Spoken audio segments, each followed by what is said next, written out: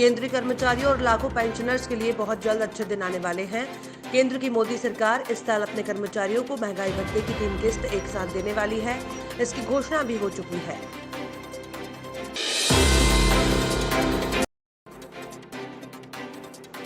भारत का विदेशी मुद्रा भंडार रूस को पीछे छोड़ते हुए दुनिया का चौथा सबसे बड़ा विदेशी मुद्रा भंडार बन गया है। इससे भारत की अर्थव्यवस्था में आ रही मजबूती का संकेत मिलता है।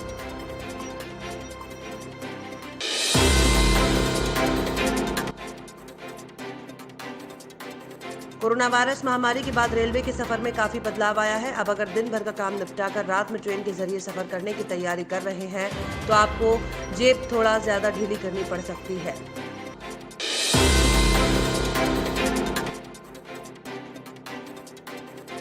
शिवसेना ने सचिन वाजे की गिरफ्तारी को लेकर मुखपत्र सामना के जरिए केंद्र सरकार पर हमला बोला है। सामना के जरिए शिवसेना ने केंद्र सरकार और केंद्रीय जांच एजेंसियों की कार्रवाई को लेकर सवाल उठाए हैं।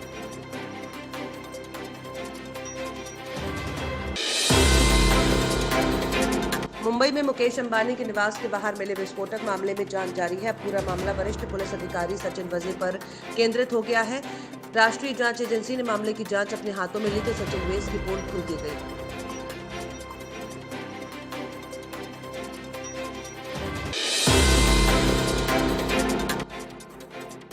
सेवानिवृत्त होने वाले सरकारी कर्मचारियों के लिए अच्छी खबर है। सरकार ने सेवानिवृत्ति पर मिलने वाला सभी तरह के पेंशन लाभ को बिना देरी किए समय पर देने का फैसला किया है।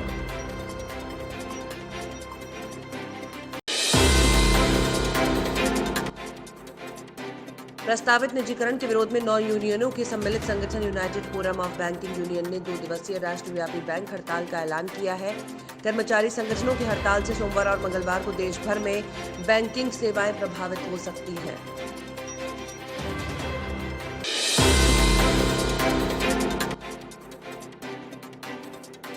केंद्र की मोदी सरकार दिल्ली और मुंबई समेत देश के 4 हवाई अड्डों को बेचने के लिए तैयार है।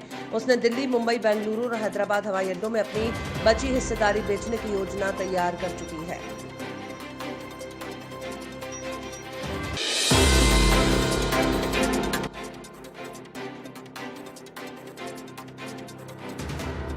पीएम किसान सम्मान निधि को लेकर बड़ी खबर आ रही है। 8वीं किस्त का इंतजार कर रहे किसानों को केंद्र की नरेंद्र मोदी सरकार होली का तोहफा दे सकती है।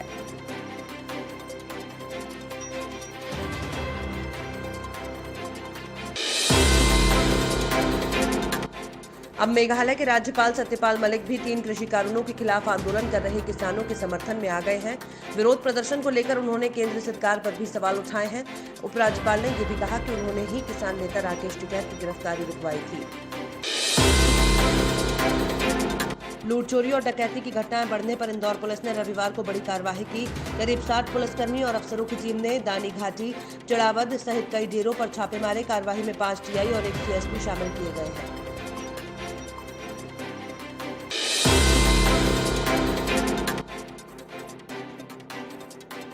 कोरोना के बढ़ते संक्रमण और 3 विधायकों के संक्रमित होने के बाद अब विधानसभा के बजट सत्र में किसी भी व्यक्ति को बिना जांच के परिसर में प्रवेश नहीं मिलेगा। सभी मंत्री, विधायक सहित अन्य व्यक्तियों की प्रवेश द्वार पर पहले जांच होगी।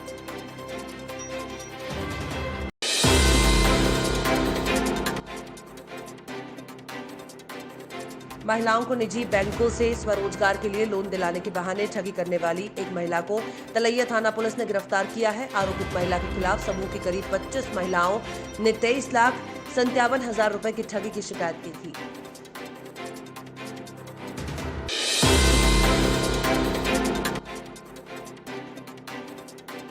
रसोई गैस के लगातार बढ़ते दाम से उज्ज्वला योजना की कमर टूट रही है। आसमान छूते गैस सिलेंडर के दाम से अब महिलाओं ने लकड़ी के धुएं और गर्मी की परवाह न करते हुए वापस चूल्हे पर ही खाना बनाना उचित समझा है।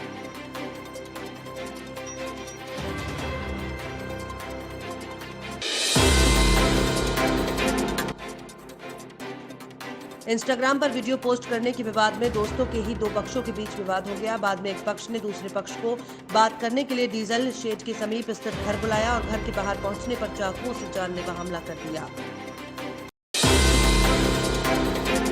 कृषि विज्ञान केंद्र मंडला में शनिवार को राष्ट्रीय आलू मेला सह प्रशिक्षण कार्यक्रम आयोजित किया गया।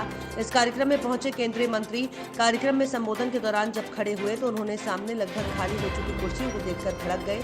उनके संबोधन के दौरान किसान न के बराबर थे।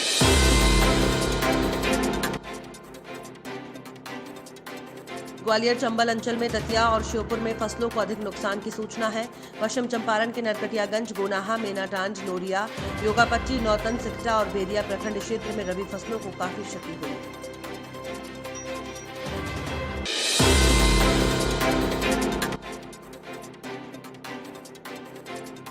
शिप्रा नदी की त्रिवेणी घाट क्षेत्र में हो रहे धमाकों की जांच करने के लिए रविवार को तेल और प्राकृतिक गैस निगम देहरादून का घटनास्थल पर पहुंचा। यहां नदी के पानी, मिट्टी, गाद के नमूने लिए। विशेषज्ञों ने कहा कि नदी से गैस उत्सर्जन होना नहीं पाया गया है।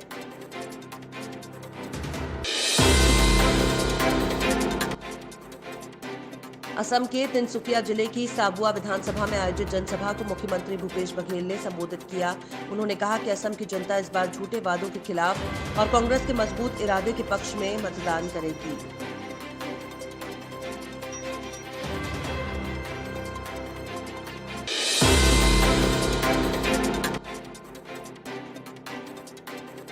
रामापुर थाना क्षेत्र अंतर्गत एक युवक को रास्ते में रोककर 4 युवकों ने 10,000 रुपए की मांग की। जब उसने रुपए देने से इनकार किया तो उस पर तलवार से हमला कर दिया।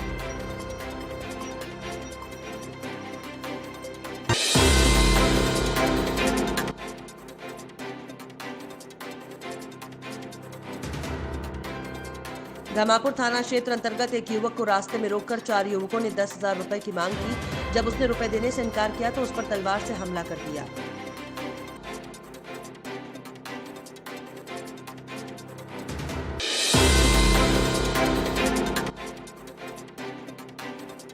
बैतूल पतरवाड़ा स्टेट हाईवे पर झल्लार में शनिवार शाम को ट्रक के कुचलने से मासूम समेत 3 लोगों की मौत होने से ग्रामीणों में भारी आक्रोश है।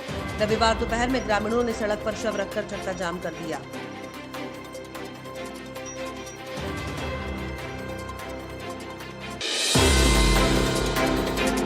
बैतूल पतरवाड़ा स्टेट हाईवे पर झल्लार में शनिवार शाम को ट्रक के कुचलने से मासूम समेत 3 लोगों की मौत होने से ग्रामीणों में भारी आक्रोश है। रविवार दोपहर में ग्रामीणों ने सड़क पर शव रखकर चक्का जाम कर दिया।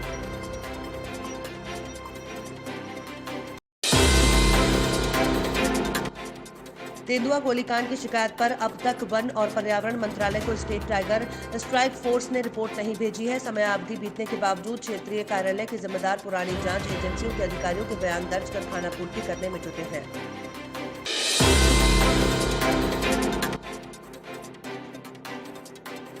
शनिवार को कवर्धा जिले के विभिन्न सोशल मीडिया में पेज और ग्रुप में एक वीडियो वायरल हुआ, जिसमें एक महिला अपने 3 साल की बच्ची को पटक कर पैर से रौंदते और मारते दिख रही है। इस घटना को देखकर शहर में हड़कंप मच गया।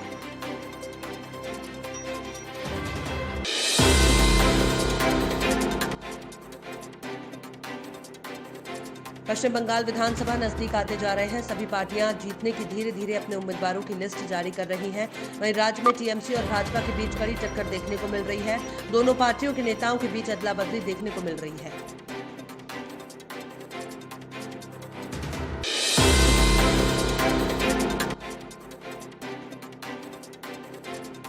गेहूं की रिकॉर्ड खरीदी की तैयारी में जिला प्रशासन जुट गया है। 1 अप्रैल में जिले में गेहूं उपार्जन शुरू होना है, जबकि चना मसूर की खरीदी 15 केंद्रों में 22 मार्च से शुरू हो जाएगी। जिले में इस साल 6,50,000 मीट्रिक टन गेहूं उपार्जन का लक्ष्य रखा गया है।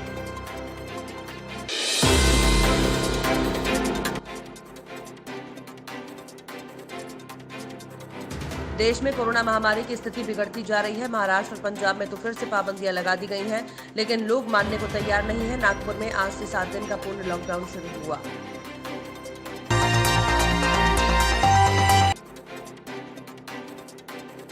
सार्वजनिक क्षेत्र की company oil and natural gas corporation की देश के तेल और गैस उत्पादन में हिस्सेदारी बढ़कर 70% पर पहुंच गई है। 1 दशक पहले यह हिस्सेदारी 53% थी।